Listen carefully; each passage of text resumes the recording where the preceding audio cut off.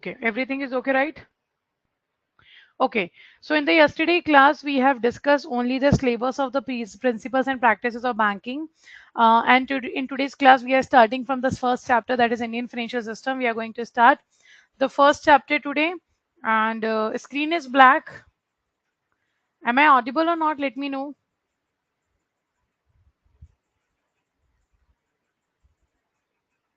Audible now. One slide, all okay, so that I will continue the session. If anybody is not able to have the audio, then do rejoin the session. Rejoin the session. Surya, you have to click on the PPT, then you will be able to see PPT in the full screen. Okay, click on the PPT wala slide. Now, okay. So let's just start the session now. Today we are going to start with the first chapter, that is Indian financial system. I think everything now we will go good to go. Now let's understand first basic concept regarding the Indian financial system. First of all, what is financial system?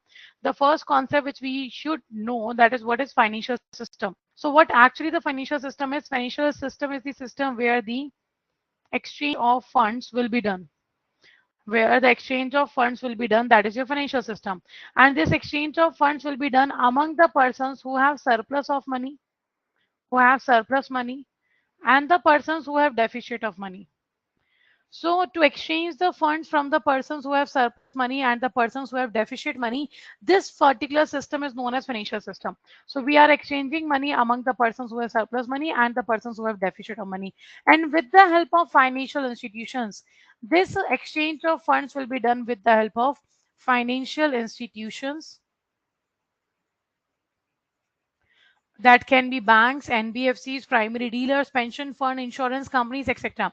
So these are the financial institutions which helps us to exchange the funds from the persons who have surplus money and the persons who have deficit of money. And this particular system is known as financial system. Now to make sure that the funds are exchanged among the right person with the right legal sources, we have three components of financial system. So we have three components of financial system. So the first component of financial system is financial market. First is your financial market, in which we make sure for the short term and long term we will be capable of raising money. Second is your instruments. Second is your financial instruments.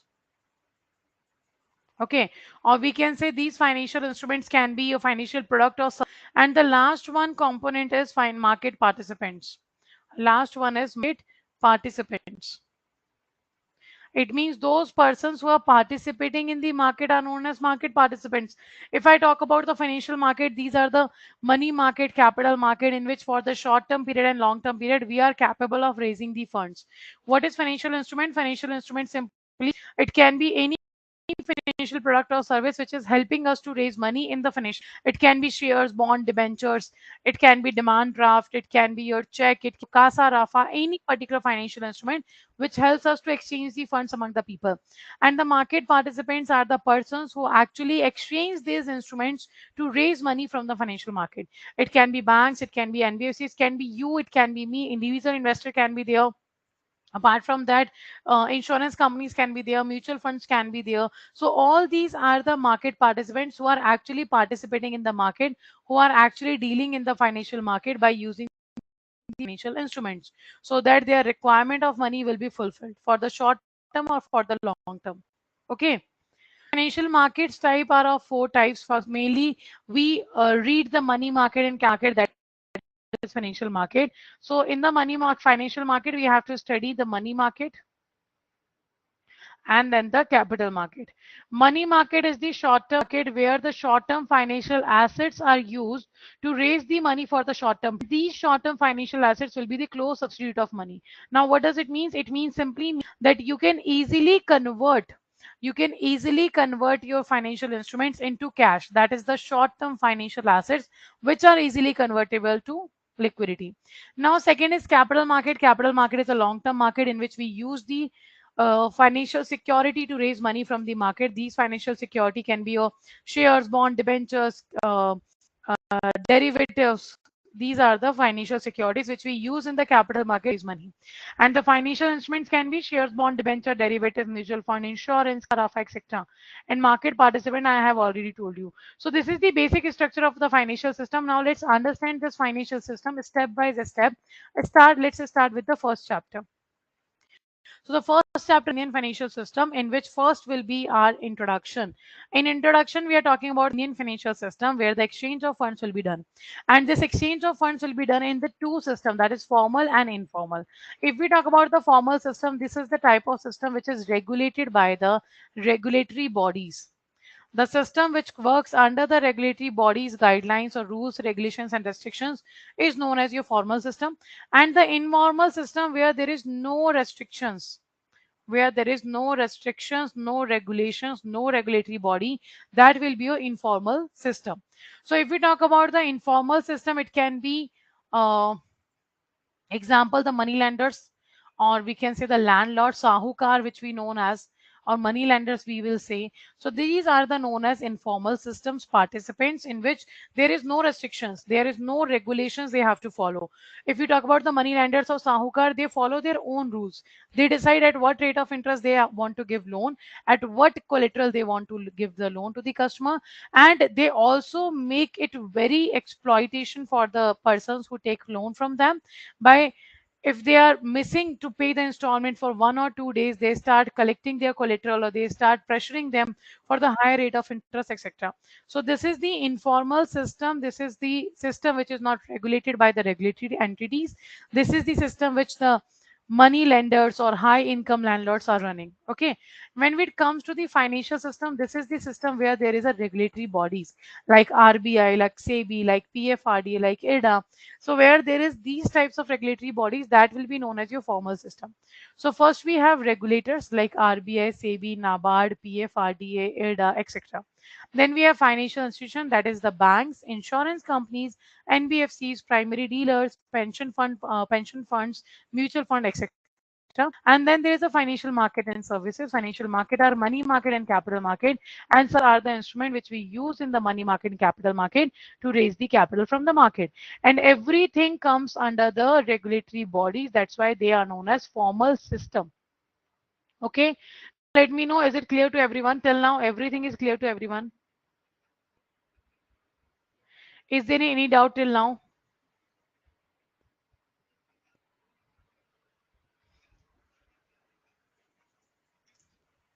Services, simply whatever services you are providing to the customers, na, whatever services, like you are providing the online trading services in the stock exchange, you are providing broker facility services, or you are providing loan application services. These are the services you are providing. Okay, Sarat. Anirudh, we are going to discuss that in the further classes. Don't worry about it. The money market, capital market, we are going to read the both the market in detail. Okay, this is just an overview.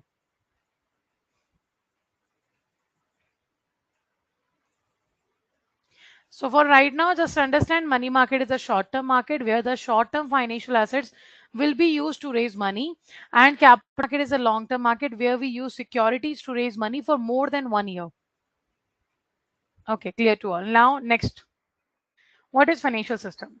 So a financial system means the structure that is available in an economy to mobilize the capital from various surplus sectors of the economy and allocate and distribute the same capital to the various needs sector. So financial system means simply it's the structure that is available in an economy of yours, and in which you mobilize or you distribute capital by taking the capital from the persons who have surplus money and giving capital to the persons who are actually in the needy sector, who actually needs the capital. Okay, that is known as your financial system. Next. The transformation of savings into investment and consumption is made by the financial system. So when we talk about the transformation of savings into investment and consumption is facilitated with the help of financial system. Let's say I earned a certain amount of money. I have earned 10,000 rupees.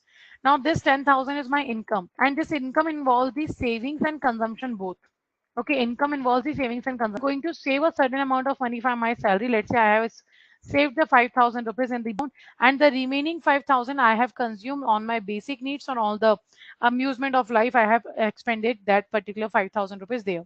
Now, this savings of mine will become the capital for another person who is going to spend this particular capital. Okay, by taking loan from the bank. So I have saved my money in the bank, and the another person will take loan from the bank and use this capital to invest in the market, to use that particular capital to start their business or to fulfill their basic needs, whatever they need. Okay, so once this is becoming another person's investment or another person's consumption, that is very obvious. This is how the money circulate in the economy, right? And if you are giving loan, if you are consuming the goods and services, you have created the demand of goods and services, which in the future is going to create the employment opportunities in the market. So what we are saying, that the transformation of savings into investment or consumption is facilitated by the financial system, and this all we are able to do so with the help of the banks, with the help of the NBFCs, the primary dealers, and the different financial institutions. Okay, now next, a financial system is a set of institutions such as the banks, insurance companies, stock exchanges that permit the exchange of funds. Okay, that is known as your financial system. So financial system is a nothing, just a set of institution.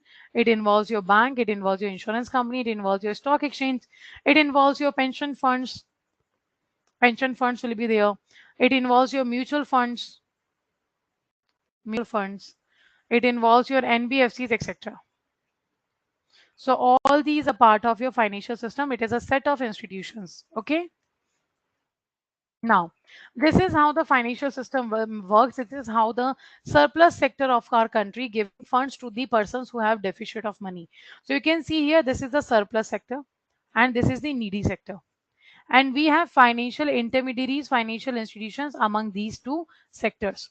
So there is a savings of individual person and there are investors who are investing in the market. So these are the investors who are invested in the surplus sector because they have more money. So they invested that money into different financial sector, and then that money will be taken by the particular another person, and that person has saved the money in the bank account. That savings will be converted into the investment and consumption. You save the 5,000 rupees and you have invested that in the mutual fund, let the FD, or you have consumed that goods and services of 5,000 rupees, and that will go to the needy sector because you purchase from the shopkeeper, na, you purchase from the another party that particular services, so you have given that money to the needy person, and this needy person will spend that money on their basic needs. So this is how the circulation of money, this is how the flow of money runs in the economy with the help of financial system. And these financial intermediaries will be your banks, your NBFCs, or any other financial institution which actually participating in the financial system. Clear? Let me know, is it clear?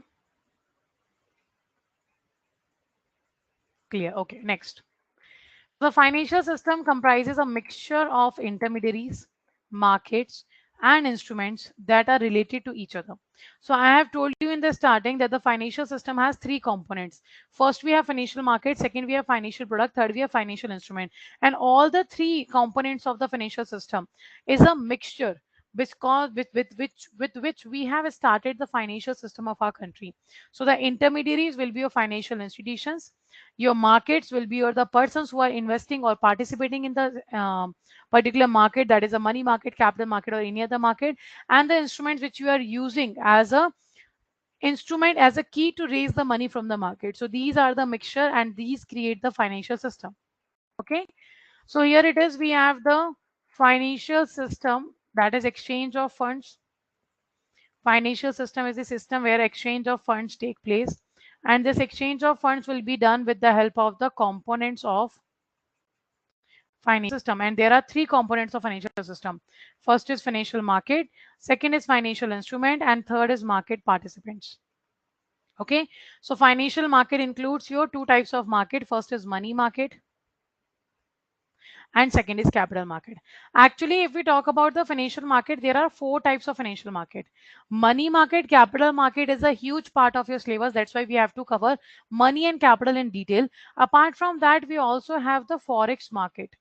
That is known as foreign exchange market. And apart from forex market, we also have debt market. Somehow this debt market is a part of a capital market. How it is a part of a capital market, we are going to discuss earlier in the further classes. Okay. So there are mainly four types of financial market: money, capital, forex, and debt market. And then the financial instruments come. Financial instruments are simply your shares, your bonds, your debentures, your mutual funds, your CASA and RAFA, insurance, derivative, etc. All these are the financial instruments. And market participants means the persons who are participating in the money, capital, forex, or debt market. That can be your banks, your NBFCs, your companies or corporates, we can say. The RBI can be the part of the market. The government of India can be the part of the market. The investors can be the part of the market. And the portfolio managers can be the part of the market. Portfolio managers. Okay, etc. So this is the simple components of financial system. Now let me know, out of these all, which particular terms you don't know. Out of these all things we have discussed, I have written in the screen, which of the following terms you don't know.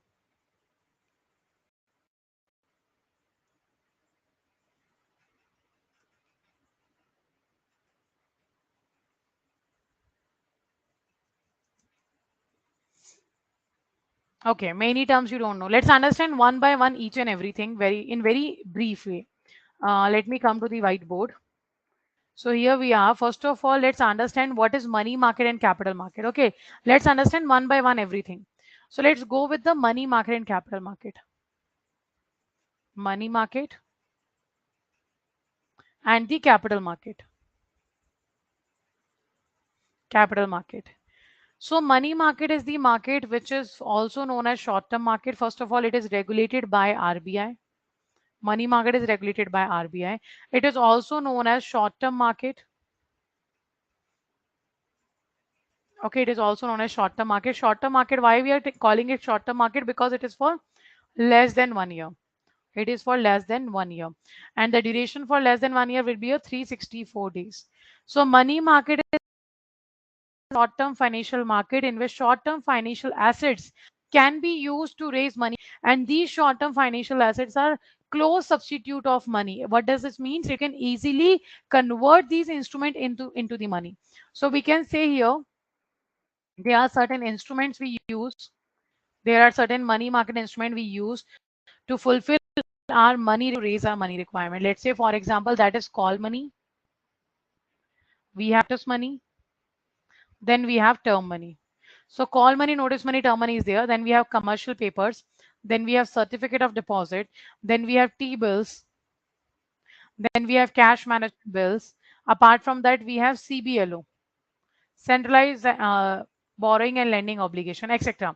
So all these are the part of your instrument of money market by which we fulfill our needs of the money. Okay, our needs of money. By using these instruments, we fill the requirement of money for the individual person, for the company, for the government, or for RBI. Okay. Now, when it comes to the capital market, it is regulated by SEBI. Capital market is regulated by SEBI. Now, capital market is known as the long-term market. Capital market is known as the long-term market. Why we are calling it long-term market? Because for it is for more than 1 year. More than 1 year. And in this market, simply the selling and purchasing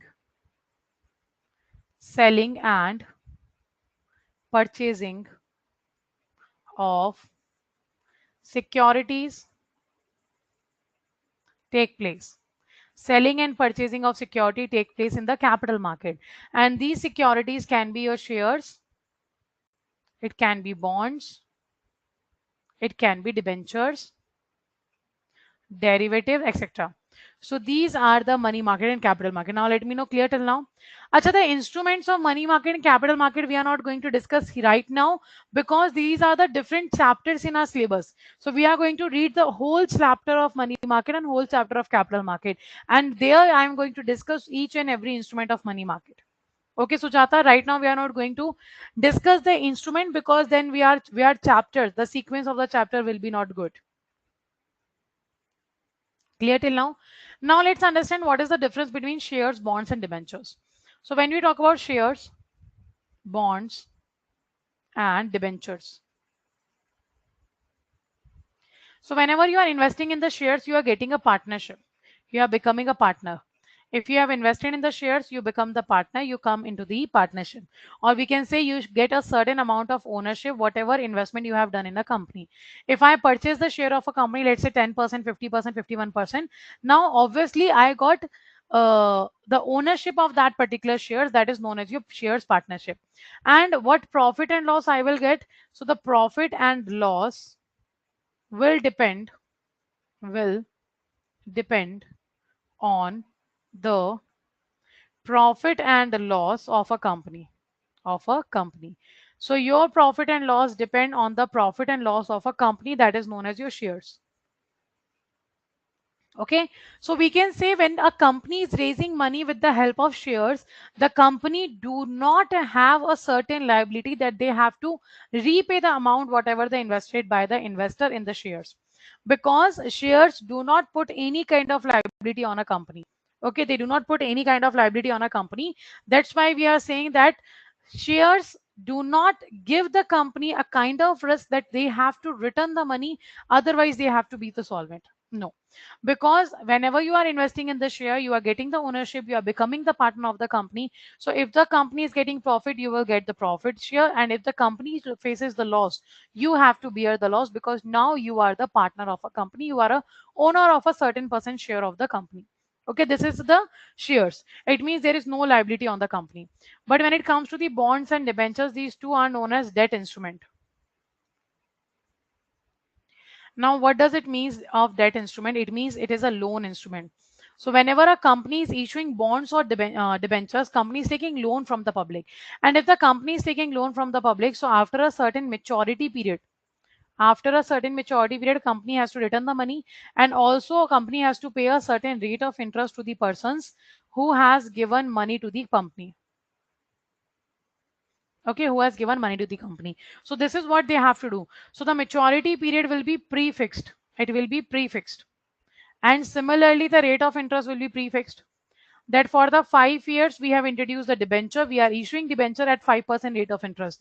Or for the 10 years duration, we have issued the bonds, and the 8% interest will be given to the bonds. So this is how we are talking about the bonds and debentures. So bonds and debentures are debt instrument. These are the loan instrument in which a maturity period is prefixed and the rate of interest is also prefixed. Clear? Let me know.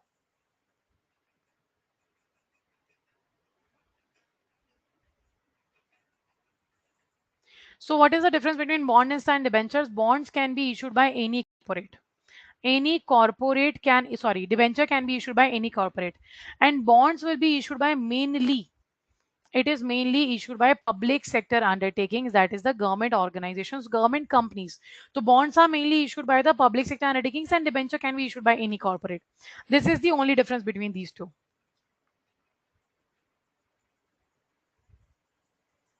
Okay, clear to all, right? Now let's move to the next. Now, some of you have asked what is Rafa. So if we talk about CASA, CASA simply means demand deposit. CASA simply means demand deposit, and that is current account and savings account. Okay, current account and savings account is CASA. If we talk about RAFA, RAFA is a term liability, or we can say time liability, in which recurring account and fixed account will be. It will be recurring account and fixed account. Okay, so these are the demand liability and term or time liability. CASA means current account, savings account. RAFA means recurring account and fixed account. Both are debt instrument. Yes, Shrikant, bonds and debenture both are debt instruments. Okay, bond debentures both are debt instruments.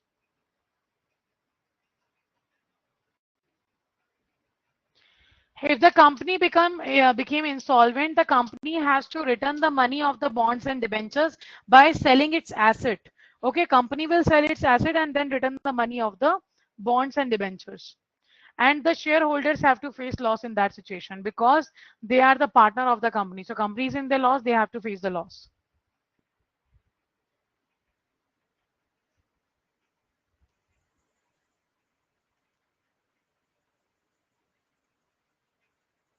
Okay, clear. So this is what we have discussed till now. Now let's come to the PPT again. Now let me know all the terms of this particular slide is clear to everyone. All the terms of this particular slide is clear to everyone. Rafa, I have just explained, Akash. Rafa is your recurring account and fixed account. What guys, what guys you are doing? I have explained everything. You are asking the same question again.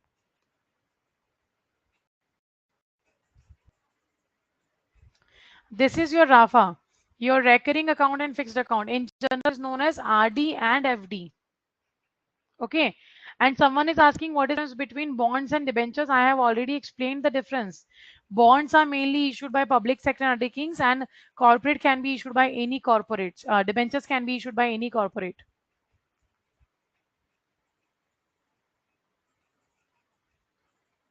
Okay.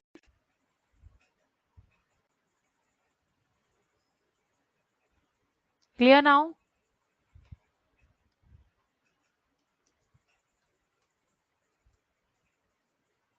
So should we move forward to the next topic?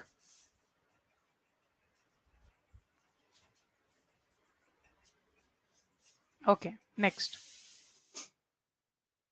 So this is the financial market. There is a money market, capital market, and forex market. So in money market, we have call money, notice money, also the term money. We have treasury bills, we have certificate of deposit, we have inter corporate deposits, we have commercial papers, we have repo rates, we have commercial bank, cash management bills, we have CBLO also, collateralized borrowing and lending obligation. So all last line is the instrument of money market. Now the capital market, the debt market is divided into two categories, that is government securities and bonds. So government securities can be of central government, can be of state government, and bonds can be of financial institution, public sector undertakings, and corporate securities. Okay. Now then we have capital market. Capital market is divided into three segments. First is your equity market. Second is your commodity market, and the third one is derivative market. Derivative markets. So the capital market is divided into three market segments: equity, commodity, and derivative. In short, if I talk about the equity, it means the company is issuing shares. Equity market means share market. Commodity market means the market where the raw products or the primary products has been dealt. That is known as your commodity market. Derivative market is the market whose value will be derived from two or more basic variables. When you are using two or more basic variables to drive the value of your product, that will be known as derivative market. Clear? So these are the capital markets market segment. Now the forex market is simply the market which is related to the foreign exchange. Okay. Variables can be your index, it can be your foreign exchange rate, it can be your exchange rate, it can be index, that is Sensex and Nifty. In detail, when we are going to read the derivative, we will cover there. Okay, don't try to mug up everything right now. Na? Every chapter have a sequence and we have to go with the sequence. Otherwise, everything will be the kind of mashup. Ki we have covered this and this and this. So we are going to according to the sequence of the subtopics which is going to interrelate your syllabus. Okay, so in the capital market, when we are going to read the derivative market, we are going to cover the underlying assets, the variables, the basic variables can be known as the underlying assets, that can be your index, Sensex, Nifty, that can be your exchange rate, that can be your shares or bonds, anything it can be. Yeah, these slides will be available in the PDF format. Where you will find the recorded class, there you will find the practice book, and in the practice book, all the PDF will be available, all the slides will be available.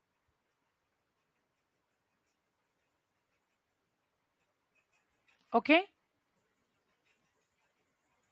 Now, next. Authority in financial system. So we have understand what is financial system, how the financial system is working. Now let's understand how who are the authority of the financial system, under whom the actual financial system is working. So we have the central central banking authority, that is RBI. Then we have capital market regulatory authority, that is SEBI. Then we have insurance and pension regulatory, that is ADA and PFRDA. So if we talk about RBI, RBI is the central bank of our country, and RBI regulates the banking system, the currency system, and the financial system of our country. So first of all, RBI does the monetary control. It means RBI controls the money supply in the market. Second, RBI do the supervision of commercial bank, NBFCs, primary dealers, financial institution, cooperative banks, clearing and settlement system.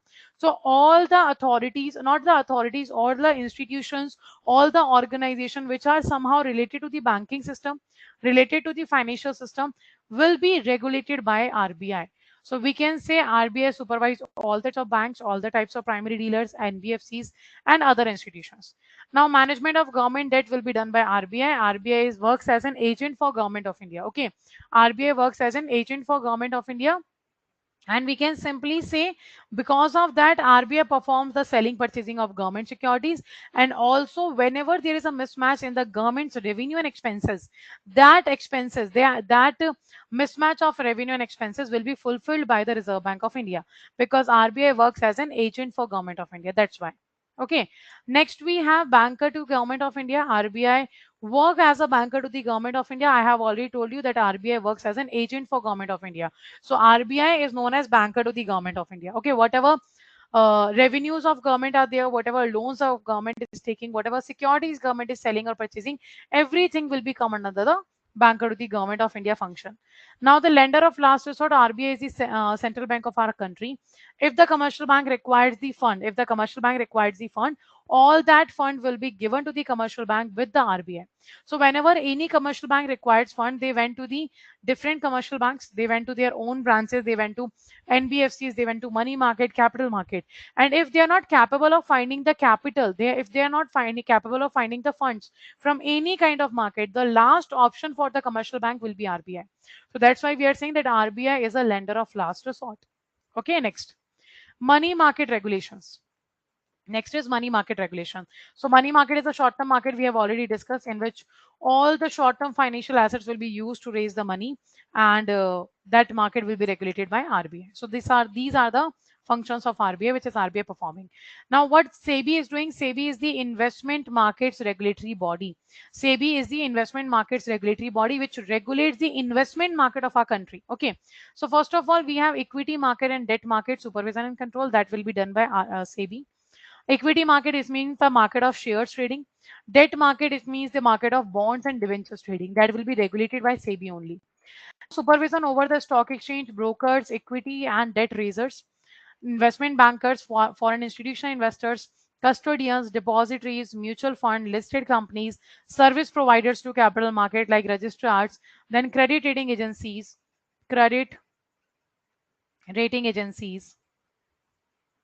then joint venture or joint capitalist, and apart from that angel investors, etc. All these are regulated by SEBI. All these comes under the SEBI. Okay, so that's why we are talking about SEBI is the regulatory body of the investment market.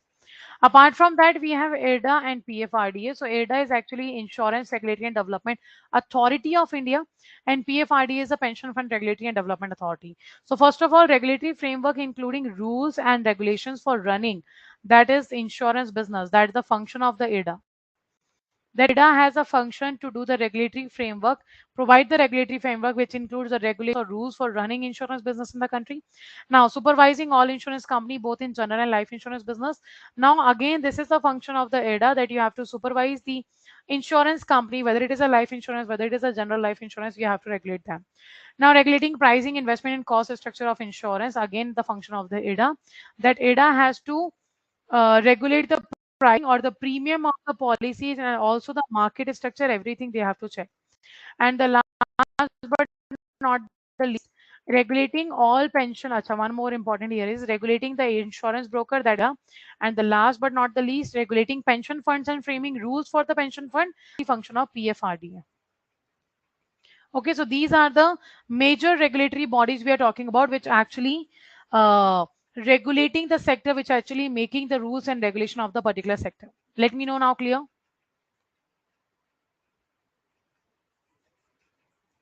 Depositors mean depositories. Okay, you are asking about depositories.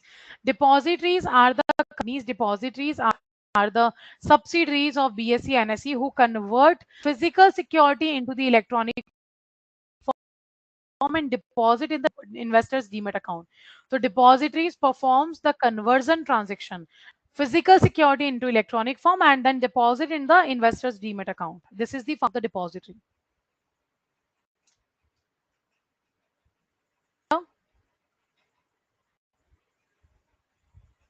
Yes, CDSL it is. Harsha, it is CDSL and NSDL.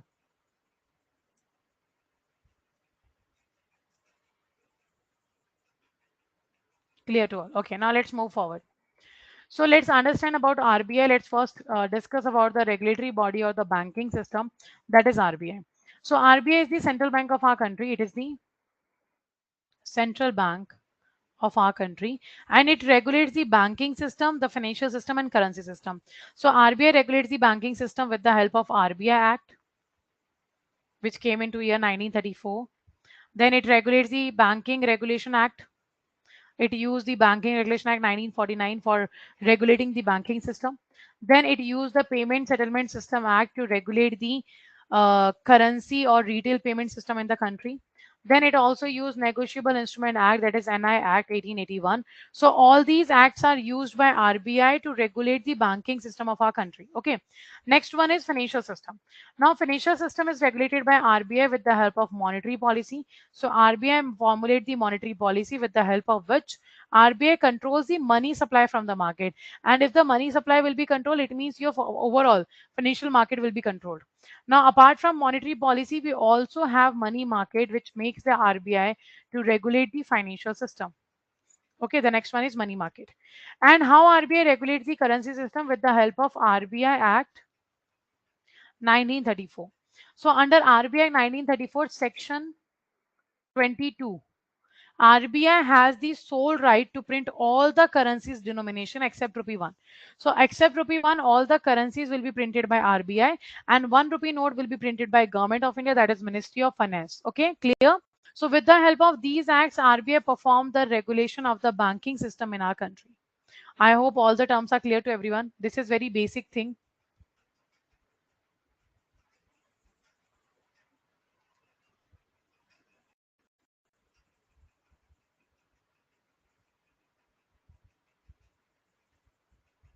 Okay, clear. Next. Let's come to the history of RBI. If we talk about Reserve Bank of India in 1926, we have introduced the commission that is known as Hilton Young Commission. It is known as Hilton Young Commission. Okay, this Hilton Young Commission is also known as Royal Commission.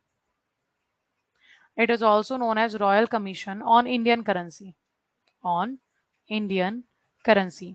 So this is the first attempt in which we talked about the formulation of the central bank of our country. So the first time when we talk about 1926, first time it has recommended that there should be a central bank of the India and that will be a Reserve Bank of India. So the first estimation or first recommendation given to formulate the RBI, given to establishment of the RBI was done by the Hiltonian Commission and the Royal Commission of Indian Currency in 1926. Okay. Now in 1926, after 1926, in 1928, this Hiltonian Commission or Royal Commission on Indian Currency were rejected. It was rejected because it was not fulfilling the objective of establishing the Reserve Bank of India of the country. So in the 1931, we introduced Central Bank, Central Bank Investigation Committee. Okay, we have introduced Central Bank Investigation Committee. In the year 1931, we have introduced this. Now, in 1934, with the help of Central Bank Investigation Committee, we have introduced the RBI Act, which came into year 1934. And with this help, we have established the Reserve Bank of India on 1st April 1935. So, establishment of RBI was done on 1st April 1935. Okay. And when RBI was introduced, it was a type of private shareholders bank. It was a type of private shareholders bank. So RBI was established in the year 1st April 1935, and at the time of establishment of RBI, RBI was a type of private shareholder bank. Now, what does it mean? It means actually to establish the RBI, we needed a certain initial capital. One second.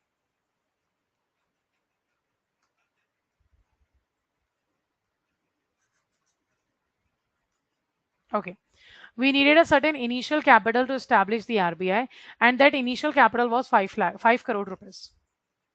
So RBI was established with the help of initial capital of 5 crore, and this 5 crore capital was given by individual person. Okay, who has given? The individual person has given this capital, and that's why we are saying that RBI was initially a type of private shareholders bank, because individual person has given capital to establish the RBI. Acha, do you have heard about the name of Devi Ahilya? Have you heard about the Devi Ahilya?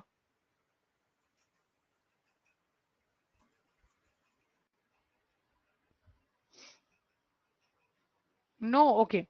She was the Maharani of Indore. So she was the shareholder of RBI at that time when RBI was established. So similarly, like her, there are many people who have purchased the shares of the Reserve Bank of India. That's why RBI was initially known as your private shareholders bank. Or not the name of the RBI was private shareholder bank, but the type of bank was private shareholder bank. It means RBI was established by taking the capital from the individual person. That's why it was the private shareholder bank. Okay. But now, is it still RBI a private shareholder bank? Can we say that RBI is still a private shareholder bank? So is RBI still a private shareholder bank? No. Right now, RBI is not a private shareholder bank. RBI now is comes under the government of India. So what happened on 1st January 1949? We have done the nationalization of RBI. On 1st January 1949, nationalization of RBI has been done. What is nationalization means? Nationalization means simply when the 51% shares or more than 51% shares of a private entity will be purchased by government of India.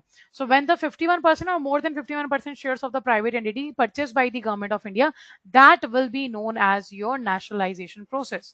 And RBI was used to the private shareholder bank. RBI's more than 51% shares was purchased by government of India. That's why RBI is known as, that's why we are saying that RBI was nationalized, okay, in the year 1949. So now RBI is the Bank of Government of India. Now RBI is the Bank of Government of India. Now is it clear to all?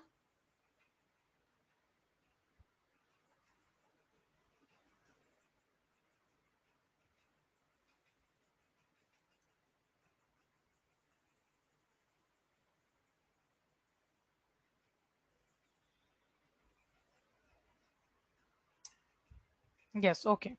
Now let's move forward. Now, what are the where are the offices of RBI? So RBI's headquarters used to be in Kolkata. RBI's headquarters is used to be in Kolkata from 1935 to 37. Okay. Then it permanently moved to then it is permanently moved to Mumbai in the year 1937. Since then, RBI has a head office in Mumbai. Okay. No, no, RBI is not a private shareholder bank anymore. After 1st January 1949, RBI became the government's bank because the nationalization of RBI happened. Okay, Prince. RBI used to be a private shareholder bank, but the nationalization of RBI has been done. Because of the nationalization, RBI became the government bank now. After the nationalization, RBI is not a private shareholder bank anymore. Okay. Okay, clear. Next. So head office used to be in Kolkata. Now it is permanently moved to Mumbai in 1937. Local boards are four. There is Delhi, Mumbai, Delhi, Mumbai, Chennai, Kolkata, Chennai, Kolkata. So these are the four local boards of RBI. And what about regional offices? RBI has 27 regional offices and there are four sub offices. So they are combined known as the other offices of RBI. They are combined known as the other offices of RBI. And if the other offices of RBI has been asked, then you have to answer that there are 31 other offices of RBI. Okay, how many offices of RBI are there? Other offices 31. So there is one headquarter in Mumbai, then the four local boards Delhi, Mumbai, Chennai, Kolkata, 27 regional offices, and the four sub offices are there.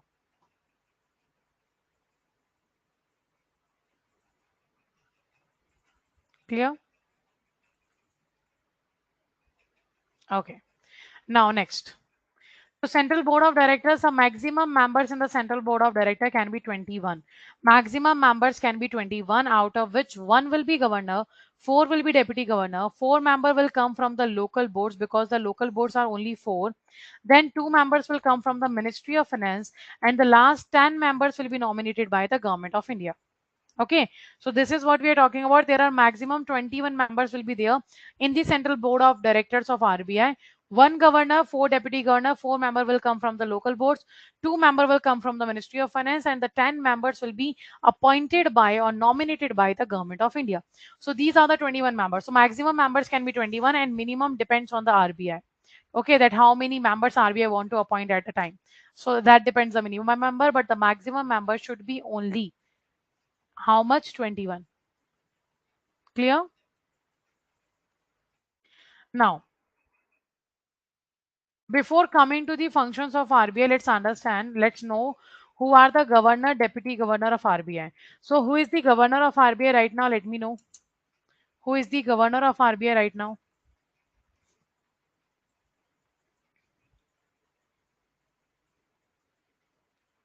Mr. Shakti Kanta Das. Okay, who is the governor of RBI? Mr. Shakti Kanta Das is the governor of RBI. Who is the deputy governor of RBI? There are four deputy governors of RBI is there. And who are the deputy governor of RBI right now?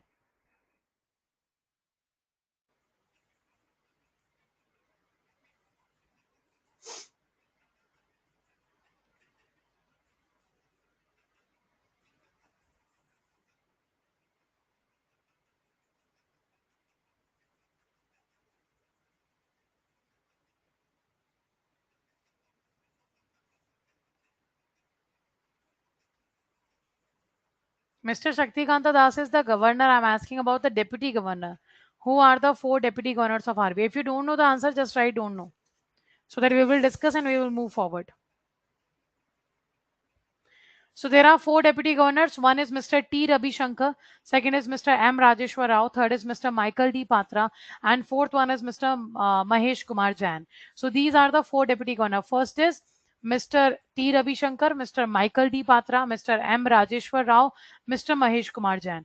So these are the four deputy governors of RBI. Okay, so do remember the name of the deputy governors of RBI. Now, the functions of RBI is first function is banker to the banks.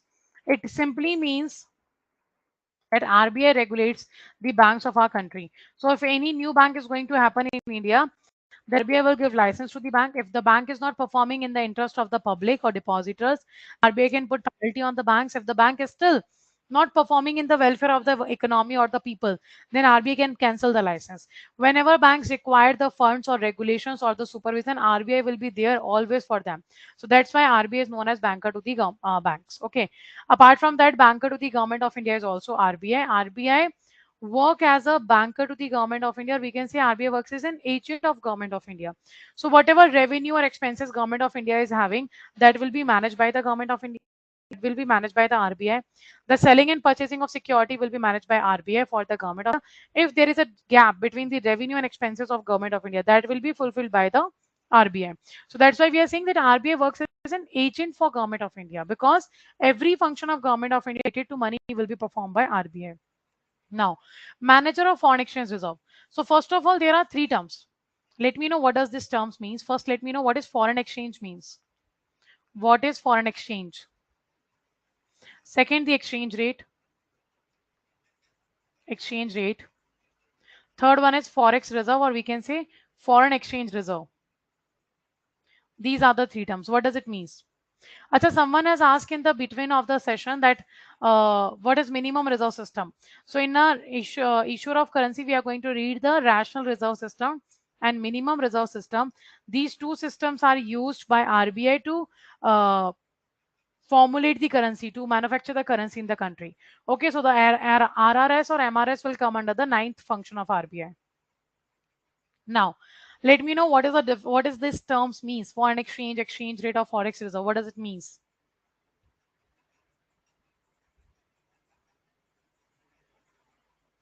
So foreign exchange means exchange of currency. Let's say we are exchanging dollar with rupee or rupee with dollar. So the exchange rate means, sorry, foreign exchange means exchange of currencies. When you are exchanging one currency with another, that is known as your exchange rate. Sorry, foreign exchange. And the exchange rate is at which rate you are exchanging the currency. Let's say we are exchanging $1 equals to 80 rupees. So this will be the exchange rate of your currency. So foreign exchange means exchange of currency. Exchange rate means at which rate you are exchanging the currency. And forex exchange reserve means after exchange of the currency, whatever foreign currency comes to country, whatever foreign currency comes to country, that will be maintained reserve by Reserve Bank of India. That is known as foreign exchange reserve, that is known as forex reserve, and that will be maintained by RBI. Acha, let me know if I need a $1,000. I have to go to the RBI. As we see that the third function is saying manager of foreign exchange reserve, like RBI manages foreign exchange reserve, and all the forex reserve of foreign currency will be maintained by RBI. So if I need a foreign currency like $1,000, should I have to go to the RBI, or is there any other option from where I can collect the foreign currency? No, everyone is saying that I don't have to go to the RBI. So from where I will collect the foreign currency? From where I will collect the $1,000? Outlets of whom? Foreign exchange centers, banks. Acha, I can take foreign currency from the bank. Okay. So I have account in the Madhya Pradesh Gramin Bank, for example. Will I be capable of taking foreign currency from there? No, obviously no. So the answer is RBI has given authority to a certain scheduled commercial bank, and RBI made them the authorized dealers. So those banks who can participate in the foreign currency exchange, these banks are known as authorized dealers. And all the scheduled commercial banks are our authorized dealer. It covers your public sector bank, your private sector bank, and foreign bank. So with the help of these banks, we will be able to get the foreign currency. But these banks will get the foreign currency from RBI, because the manager of foreign exchange reserve will always be the Reserve Bank of India, will always be the RBI. Clear? Let me know till the third function. Is everything clear to everyone? Is there any doubt to anyone in today's session?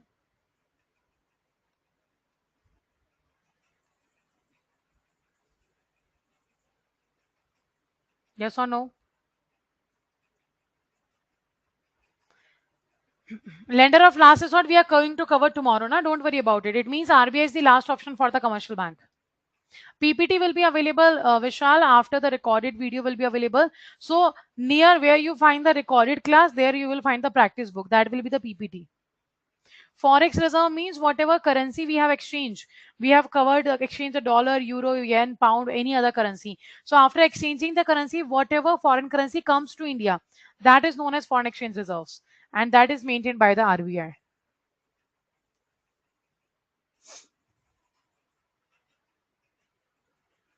Neeraj, PPT will be available near the recorded class of your session.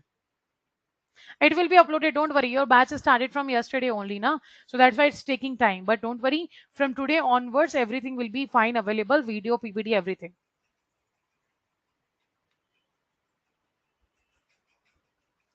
MRS and RRS we are going to study tomorrow. We have completed till third function. Na? We have completed till 3. So if you have doubts about this particular point, then you can ask. Rest points from 4 we are going to cover tomorrow. Okay, Amrinder? No, there is not fixed place or city defined by RBI under the sub-offices. No fixed places has been defined. No bifurcation was done by RBI. RBI gives the other offices totally detailed, 31 offices together, not bifurcated the regional office or sub-offices.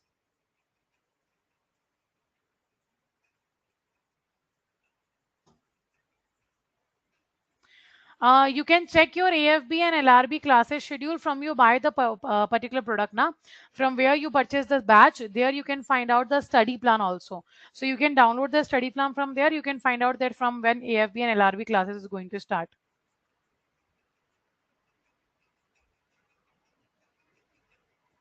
Okay. Previous slide, this one.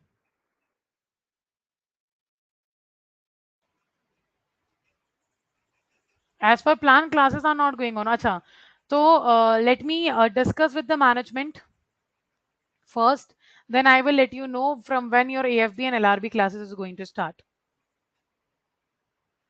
Okay. I will inform you tomorrow. Don't worry about it.